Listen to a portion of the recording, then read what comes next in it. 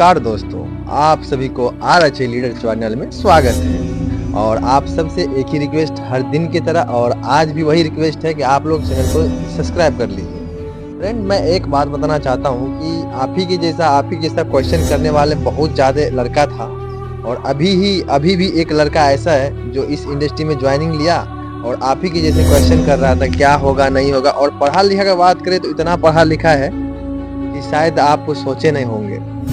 और इस इंडस्ट्री में बहुत सारे ऐसे होता है जो पढ़ा लिखा बहुत आता है, समझे। और पढ़ा लिखा की बात करें तो काफ़ी ज़्यादा पढ़ा लिखा है। उसके पास टैलेंट की बात करें तो बहुत ज़्यादा टैलेंट है।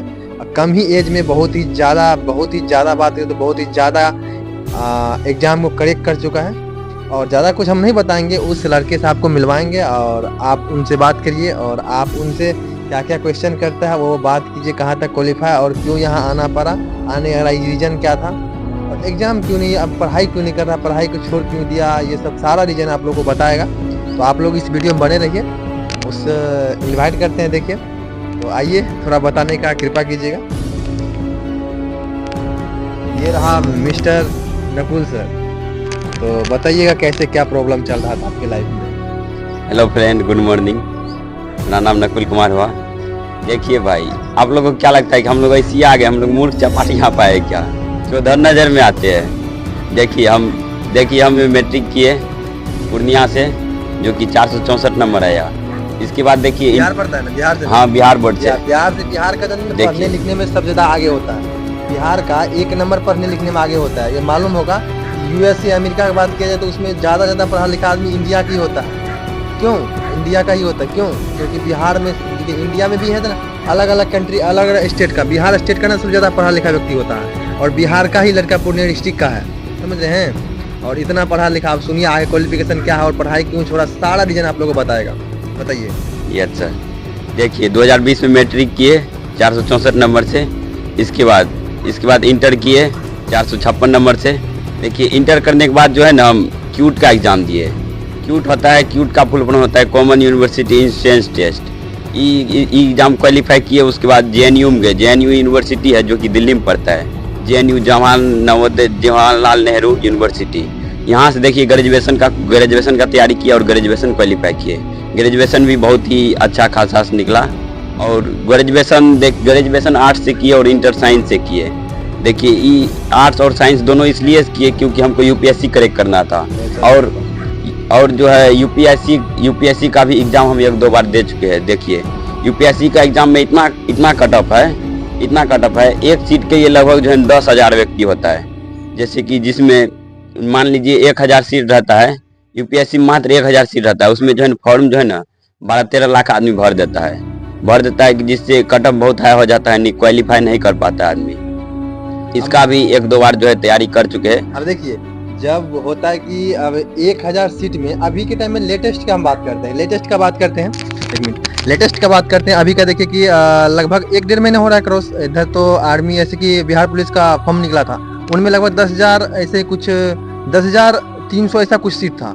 उसमें कितना 36 लाख फॉर्म अप्लाई हुआ था। अब बताओ उनमें से 36 लाख, उनमें से मान लीजिए 5 लाख को माइनस कर दीजिए, 31 लाख।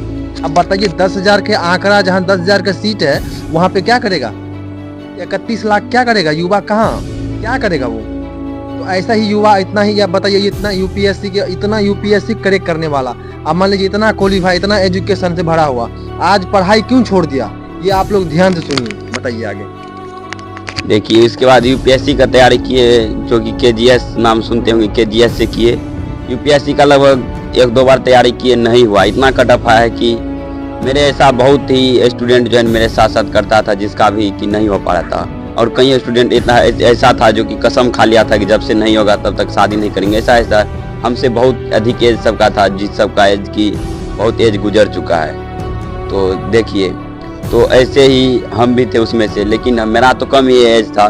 तो इसी प्रकार बहुत पढ़ने में बहुत ही अच्छा थे, लेकिन जो है यूपीएससी नहीं निकाल पा रहे थे। फिर जो है इसके बाद मेरा दोस्त जो है हमको इनवाइट किया और हम इस इंडस्ट्रीज में आए। इसके बाद देखिए हमको पढ़ने का इतना जुनून था, 18 घंटा 20 घंटा पढ़ते ही रहते थे, लेकिन जो है फिर भी मेरा यूपीएससी एग्ज़ाम जो है क्वालिफाई नहीं हुआ। इसका रीज़न बस यही है कि अभी जो है ना, भारत का बात किया जाए तो बहुत युवा जो है बेरोजगार है, जिसके कारण कोई भी क्षेत्र में यदि आप जॉब चाहते हैं तो उसमें नहीं क्वालिफाई हो पाइएगा। काहे कि अब देखिए जॉब नहीं रहा, उसको कंपटीशन कहा जाता है। क्यों? देखिए कंपटीशन फेस में है कंपटीशन फेज में शुरुआती हाँ। और परिस्थिति कंपटीशन फेज में घुस ही गया जो अभी नहीं कि आने वाला कि लगभग 5-6 साल पहले ही घुस गया। और इतना कंपटीशन है कि पूछिए मत। इतना कंपटीशन जहाँ 10,000 की सीट में अगर 34 लाख फॉर्म भरा जाता है तो आप समझ सकते हैं कितना कंपटीशन है। वहाँ पे 1,000 बंदे पर एक बंदे को सिलेक्ट किया जाएगा। अभी आंकड़ा लगा के देख सकते हैं। नेक्स्ट आगे बढ़िए। यस सर, इतना कंपटीशन है कि मत पूछिए। जो हम लोग को सर पढ़ाए थे, हम लोग का 10th 12th में, वो सर भी बहुत प्रयास किया, अभी तक उन लोग का जॉब नहीं हो पाया और एज एक्सपायर हो गया। अब देखिए ऐसा ही बहुत का जो है बिहार में, इंडिया में एज एक्सपायर हो जाता है लेकिन जॉब नहीं हो पाता है। इसका मेन कारण है क्या? बढ़ती हुई जनसंख्या बढ़ रहा है तो इतना देखिए जॉब नहीं, इतना किसी को जॉब नहीं दे पाएगा। लेकिन सबका माइंड सेट है कि हमको जॉब लेना है पढ़ लिख कर। इसमें से हम भी थे जो कि लगा रहे थे पूरा पटना में, लेकिन नहीं हुआ। फिर भी देखिए इसके बाद जो है उससे यहाँ पर हमको मौका मिला और यहाँ पे उससे अच्छा खासा इनकम हो रहा है, अच्छा खासा लेवल पे है। लेकिन बात किया जाए मेरे साथ का जो भी लड़का सब था और जो भी सीनियर था वो अभी भी तैयारी कर रहा है लेकिन नहीं हो पा रहा है। अभी जो है कंपटीशन फेस में है। यदि जॉब लेना मतलब भगवान से मिलना, इतना कटअप हो गया है। चाह करके भी आप सोचिएगा जॉब ले लेंगे तो नहीं हो पाएगा। काहे कि जॉब हम ऐसा बहुत व्यक्ति को देखे है कि केस का बाल उड़ गया है, बेचारा सब शादी नहीं हुआ है। इसका कारण है जॉब जो है नहीं हो पा रहा है। किसी भी क्षेत्र में आप जॉब ले लीजिए लेकिन जॉब अभी संभव नहीं है। काहे कि जॉब का कंपटीशन जो है बहुत हाई है। और उसमें जैसे कि मान लीजिए 1,000 सीट रहेगा तो 12-13 लाख फॉर्म भरेगा। जहाँ पे 1 लाख सीट निकल गया तो वहाँ 50-60 लाख फॉर्म भरा देता है। इसी प्रकार अभी जो है बिहार में बहुत जनसंख्या भी बढ़ रहा है। बिहार यूपी का बात किया जाए और बहुत बेरोजगार भी हो रहा है। काहे कि देखिए प्रयास खूब करता है, मेहनत भी करता है। जब देखिए जो क्वालिफाई कर लेता है, एक बार तो ऐसा हुआ जब हम यूपीएससी क्रैक कर लिए, इसके बाद जैसे ही हम लोग इंटरव्यू के लिए वहाँ चुने गए, इंटरव्यू में ऐसा हुआ कि वहाँ जो होता है समझिए डोनेशन का बात होता है और रिलेशन का। नहीं मेरा वहाँ रिलेशन था, नहीं मेरे पास डोनेशन था। इसके बाद फिर से क्या हुआ, फिर से हम छटा गए। तो इसके बाद मेरा जो है मनोबल टूट गया। तो तब हम मन में ठान लिए कि हमको यूपीएससी नहीं करना है, यूपीएससी के अलावा दूसरा ही जॉब कर लेंगे। लेकिन जो है फिर हम यहाँ पे आ गए। बस चलिए, तो आप लोग बहुत सारे बात सुने और जहाँ तक की पढ़ाई लिखाई तो काफ़ी ज़्यादा कर चुका है और बाहर की इंडस्ट्री का काफ़ी ज़्यादा नॉलेज भी है। चलिए हम आप सब लोगों से एक सर से क्वेश्चन करना चाहेंगे कि आपने इतना ज़्यादा टफ किया आपका जब इंटरव्यू को अगर आपका यूपीएससी क्रैक हो चुका था, उनमें जब इंटरव्यू क्वालिफाई करने के लिए तो इंटरव्यू आपका क्वालिफाई हो गया, बट वहाँ पे डोनेशन रिलेशन आपके पास नहीं हो पाया। Yes sir. आप बताइए वहाँ पे ये डोनेशन रिलेशन, आपको रिलेशन मतलब कि रिश्तेदार होना चाहिए। Yes sir. डोनेशन आपको कितना मांगा गया था? डोनेशन जो है करीब जो है ना 16 लाख मांगा गया था। अब बताइए 16 लाख डोनेशन और मिडिल क्लास फैमिली, अब बताइए 16 लाख डोनेशन, आप समझ रहे हैं कुछ? और सैलरी वहाँ पे कितना दिया जाता है आपको? सैलरी जो है स्टार्टअप देता है 56,000 से। चलिए 56,000 से।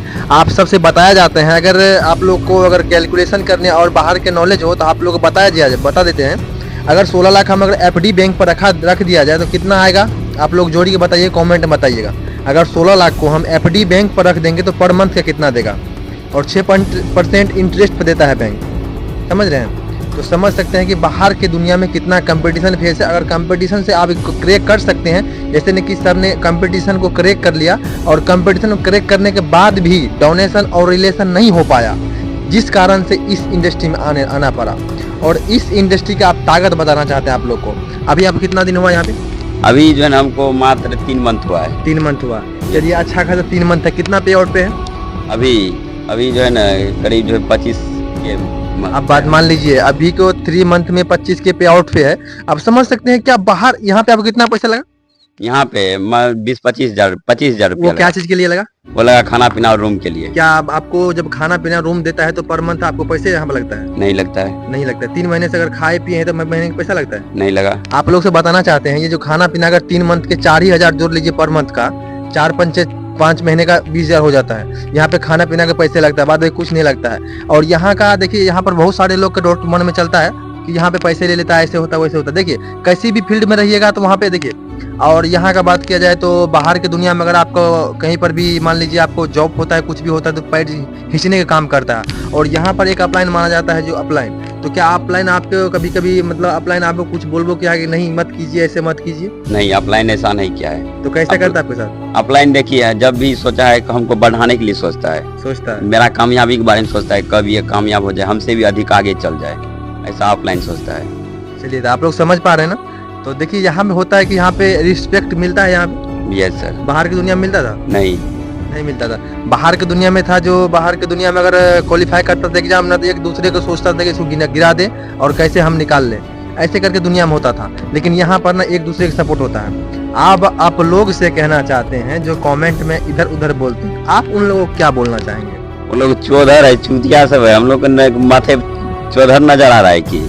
अब बताइए, आप लोग जो है कम से कम समझिए और बात को समझिए और अपना जिंदगी बर्बाद नहीं कीजिए। और कंपटीशन से जो गुजर रहा है 2 साल 3 साल वो करने की कोशिश कर रहा है, उनसे नहीं हो पा रहा है, तो उनको क्या कहना पाएंगे आप? उनको यही कहेंगे, देखिए अभी जो है ना जॉब जो है कंपटीशन फेस में है, कृपया कंपटीशन फेस को छोड़ करके इनिशियल फेस में है, शुरुआती दौर में वो जो है ना उसका कंपटीशन अभी जो है ना उसमें कंपटीशन चल रहा है, वो नहीं हो पाएगा। जो काम जो वर्क जो इंडस्ट्रीज में अभी शुरू चल रहा है मतलब कि शुरुआती फेस में, उस इंडस्ट्रीज में आइए और काम कीजिए। हाँ, शुरुआती में आने में ना किसी को बिलीव नहीं होता, लेकिन खुद पे बिलीव होना पड़ता है। अब देखिए विश्वास नहीं होता, विश्वास का दवा नहीं है जो मार्केट से ला करके वो पिला दिया जाएगा, ठीक है। और बताना चाहते हैं कि अगर शुरुआती फेस में आता है तो क्या क्या चीज को उसके इस इंडस्ट्री में आने के लिए क्या क्या चीज की जरूरत होता है? इस इंडस्ट्री में आने के लिए देखिए कुछ नहीं, बस एजुकेशन कितना मांगता है? एजुकेशन नहीं मांगता है। शुरुआती में तो कुछ नहीं मांगता, जैसे नौकरी को ना उठा के ले दिया जाता था, उसी प्रकार इस इंडस्ट्री में है। अभी शुरुआती में कुछ नहीं मांग रहा है। तो अगर चाहते हैं तो आप लोग हमारे डिस्क्रिप्शन में पूरा नंबर मिल जाएगा और वहाँ से संपर्क कर सकते हैं, आप लोग ज्वाइनिंग कर सकते हैं। ज्वाइनिंग कुछ भी नहीं, और यहाँ पे ट्रेनिंग ले सकते हैं, और 7 दिन का ट्रेनिंग है, और कंप्लीट करने के बाद आप लोग सजेशन ले सकते हैं करना है कि नहीं करना है। बाद बाकी बताना चाहेंगे कि बाहर के इंडस्ट्री वालों से कि आप लोग ना पढ़ाई जो कर रहे हैं ना, आप लोग खुद से सोचिए कि आपके गांव में कितने ज़्यादा पढ़े लिखे व्यक्ति और पढ़ लिख करके कंपटीशन फेज से गुजर रहा होगा और उसका सिर के बाल भी उड़ गया होगा, अभी तक जॉब नहीं ले पाया होगा। आप लोग के एग्जाम्पल आप लोग के आंखों के सामने आपके गांव और टोले मोहल्ले में होगा। आप लोग आपसे बेहतर कोई जान नहीं सकता। तो प्लीज आप लोग से बताना चाहता हूँ, कंपटीशन को छोड़िए और शुरुआती यानी कि इनिशियल फेज में आइए, क्योंकि आइएगा तो उससे होगा क्या कि आपको बहुत जल्दी आगे निकलिएगा और वही पीछे में लगा रहिएगा। तो कंपटीशन में इतना दौर है, बढ़ती हुई जनसंख्या, जहाँ तक कि प्रधानमंत्री भी बोल दिया है कि देखिए प्रधानमंत्री भी बोल दिया गया कि हम जॉब नहीं दे पाएंगे, आत्मनिर्भर बनिए। भारत देखिए कहता है आत्मनिर्भर भारत बनो, अपने आप पे आत्मनिर्भर बनो, लेकिन भारत का जनता क्या है, मानता न है। प्रधानमंत्री बहुत बार कहीं भी मीटिंग में जाता है, कहीं भी भाषण देने जाता है, तो बार बार यही बात कह रहा है कि आत्मनिर्भर बनिए, आत्मनिर्भर भारत बनो, लेकिन फिर भी यहाँ की जनता नहीं समझती। चलिए मैं आपसे एक बात कहना चाहूँगा, आपसे पूछना चाहता हूँ, आप तो इतना ज़्यादा पढ़े लिखे हैं और यूपीएससी क्रैक भी कर चुके हैं, आपसे हम जानना चाहेंगे कि आप अभी ओवरऑल इंडिया में, ओवरऑल कंट्री में सबसे ज़्यादा अमीर देश कौन है? कौन सा सबसे अमीर देश है? यूएसए। अमेरिका कहा जाता है यूएसए। अमेरिका में आखिर इतना अमीर क्यों है, इसका राज क्या है? इसका राज है कि वहाँ देखिए, वहाँ जो है ना 1940-45 ईस्वी से ही डायरेक्ट सेलिंग किया जाता है। डायरेक्ट सेलिंग यानी कि डायरेक्ट सेलिंग? यस सर, वहाँ जो है शुरुआत में ही डायरेक्ट सेलिंग इंडस्ट्रीज का शुरू कर दिया गया। कहीं ना कहीं हम लोग डायरेक्ट सेलिंग भी कर रहे हैं। हाँ, डायरेक्ट सेलिंग कह सकते हैं। डायरेक्ट सेलिंग वहाँ के लोग करते हैं, तो वहाँ के लोग क्या नौकरी भी करता है? नहीं, वहाँ के लोग नौकरी नहीं करता है, लेकिन जो है ना अपने मातृभूमि के लिए कम से कम 4 साल करना पड़ता है। बताना चाहूंगा कि मातृभूमि के लिए 4 साल, जैसे कि मातृभूमि के लिए 4 साल, जैसे कि 4 साल जो मातृभूमि के लिए रक्षा करने के लिए कहता है, ये 4 साल तो अपना लोग अग्निवीर के नाम से कहा कर दिया गया है। और ये अग्निवीर जो लाया तो शायद कहाँ से लाया गया है? यह भी अमेरिका से लाया गया है। अमेरिका से। देखिए यूएसए से, अगर यूएसए से सारा कुछ लाया जा रहा है, और ये डायरेक्ट सेलिंग भी कहाँ से आया? यूएसए से डायरेक्ट सेलिंग आया है। अब बताना चाहता हूँ ये अग्निवीर वाला है, जो अग्निवीर कौन लाया है? ये हमारे प्राइम मिनिस्टर श्री नरेंद्र मोदी।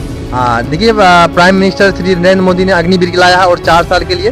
देखिए यहाँ तक प्रधानमंत्री भी पे बोल दिया गया है कि आप जो है ना आत्मनिर्भर बनो, लेकिन आजकल का रोजगार, आजकल के युवा सुनता कहाँ है? अग्निवीर लाया तो उस पर मारपीट को लेकर चला गया।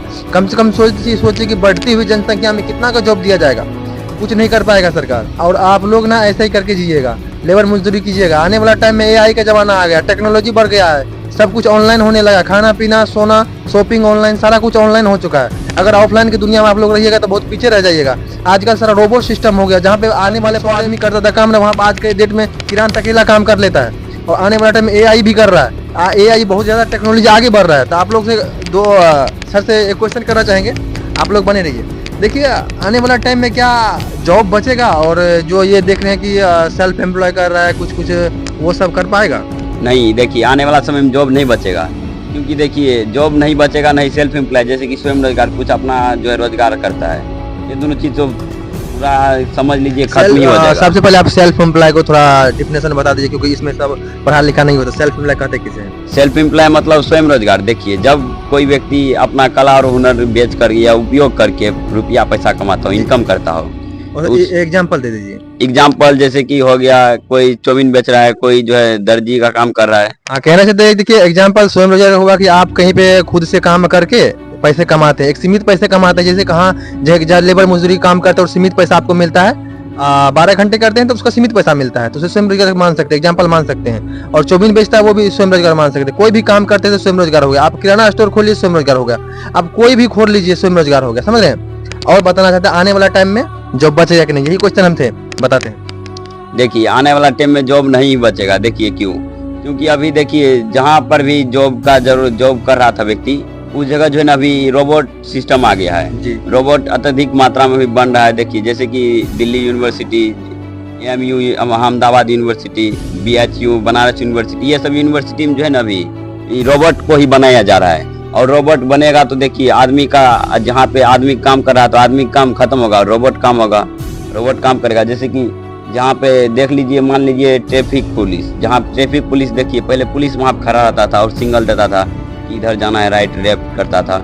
वहाँ पे अब मशीन सिस्टम हो गया, लाइट लग गया है, तो वहाँ भी समझ लीजिए जॉब खत्म हो गया है। राइट। इसी प्रकार अभी जो है जॉब खत्म हो रहा है, वहाँ पे रोबोट सिस्टम कर दिया गया है और रोबोट काम कर रहा है। अब बताइए, इतना टेक्नोलॉजी बढ़ चुका है, आने वाला टाइम में क्या होगा वो आप लोगों को बेहतरीन तरीके से पता होगा। हम बताना चाहते हैं कि अगर मान लीजिए कि एक टाइम होता था कि कहीं पर ना किसी को गेट पर, मान लीजिए कि राजा हुआ करता था ना, उसको रखवाली करने के लिए और गार्ड हुआ करता था, बहुत कुछ हो रखता था, सैनिक रखता था।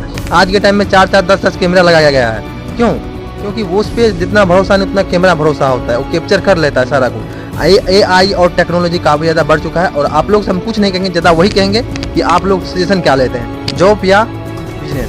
देखिए जॉब में आप लोगों को ना बहुत ज़्यादा टफ होता है, बहुत ज़्यादा कंपटीशन है, और बिजनेस में भी कंपटीशन नहीं, और डायरेक्ट सेलिंग में कंपटीशन नहीं, आप लोग ले सकते हैं। और नहीं है एजुकेशन पे, हमें तो कुछ समझते होंगे, आप लोग नहीं समझते होंगे, मेरे क्वालिफाई तो आप लोग को नहीं बता सकते, बट सामने जो है ये काफ़ी ज़्यादा पढ़े लिखे हैं और काफ़ी ज़्यादा एजुकेशन है, काफ़ी ज़्यादा एग्जाम को करेक्ट कर चुके हैं। और बात किया जाए तो इसका भी एक ड्रीम था। क्या ड्रीम था आपका? मेरा अभी ड्रीम था IAS का सर, IAS यूपीएससी क्रैक करना। UPSC करेक्ट करना। यूपीएससी तो क्रैक की, लेकिन IAS नहीं बन पाए। नहीं बन पाए। डोनेशन कहाँ से लाएगा 16 लाख? कहाँ से? मिडिल क्लास कहाँ से लाएगा? किडनी बेच देगा क्या?